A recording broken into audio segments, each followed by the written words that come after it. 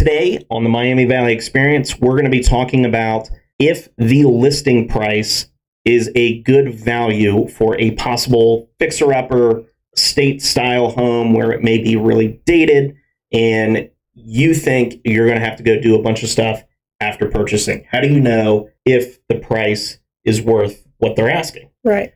I showed a property this weekend. I want to say the list price started at $299,000 and it is now down to $279,000. Wow, that's quite a dip. I checked last night. The property is still on the market at $279,000. So we know off the bat wasn't worth $299,000, $289,000. Is it worth $279,000? Possibly.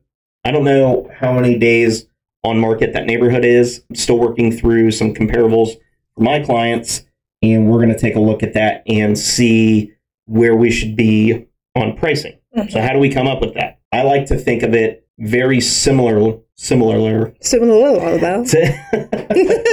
how like a flipper would do it. So I need to know what it's going to look like when it's done. Now the difference here, unlike someone who may be flipping a house, you may not finish every detail.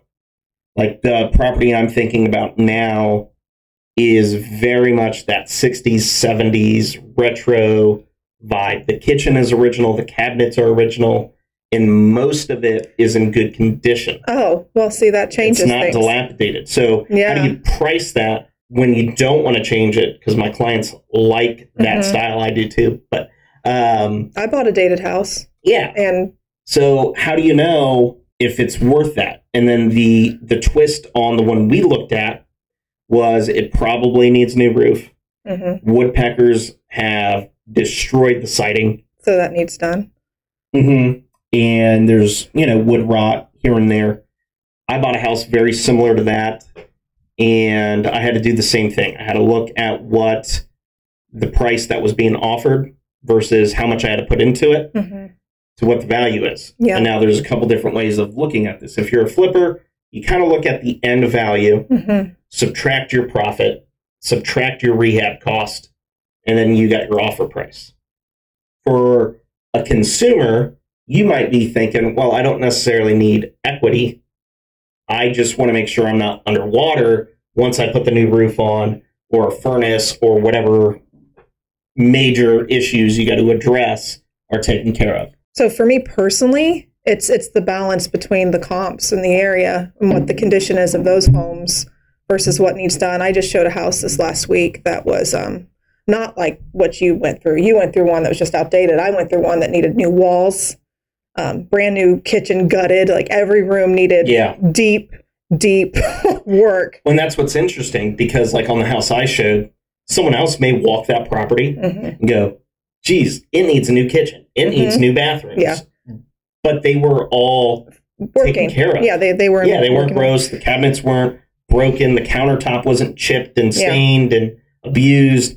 And on the flip side of that, the one I went through, the countertops were warped. The cabinets were broken. Yeah. They were rusted. There was rusted hinges, and it's just... Ugh. So when you got a situation like that, you got to figure how much is it going to cost to replace all that? And then what's the value going to be afterwards?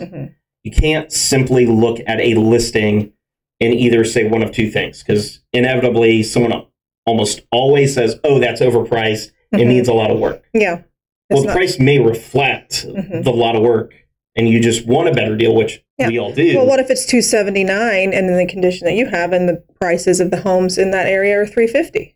Exactly. So it's... If you only got to put 30 grand into it... You're still winning. Yep. And then on the other hand, you can't just assume they priced it right.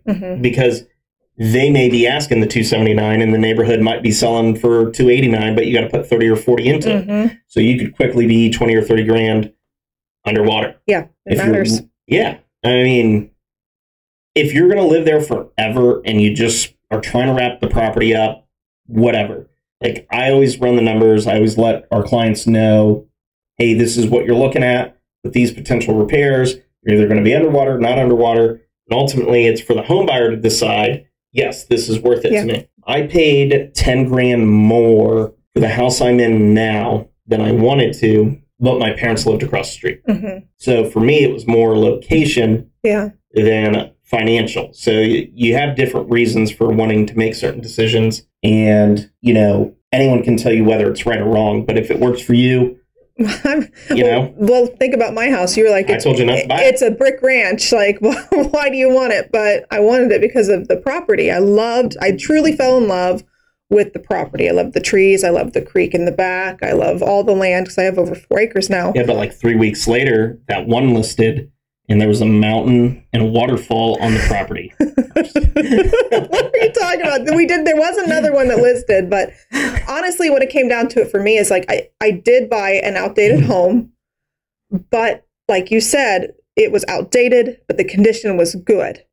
Right. So I could one day gut the kitchen, or I can ride this out for another 5-10 years, as long as we take good care of it, like the previous owner did. I haven't replaced anything. I mean, it's just really going to be about the buyer. Like somebody else walking that property of my own house would be like, oh, wow, this is really old looking.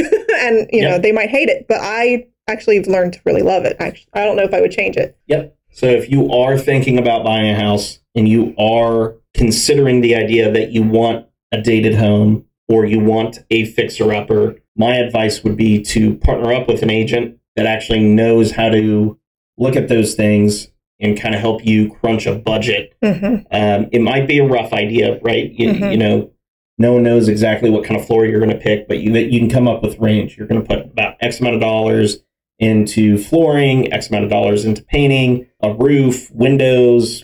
Does it need electrical? Does it need plumbing? Does it need any of the major things? So like on that house, they had replaced the main panel, but the sub panel on it was a Federal Pacific, which is a fire hazard. Yeah.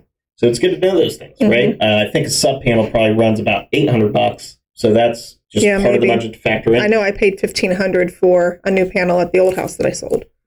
So, whatever. So those are just some quick little tidbits of info to keep in mind if you are looking to buy either an outdated house that needs some work or doesn't need some work.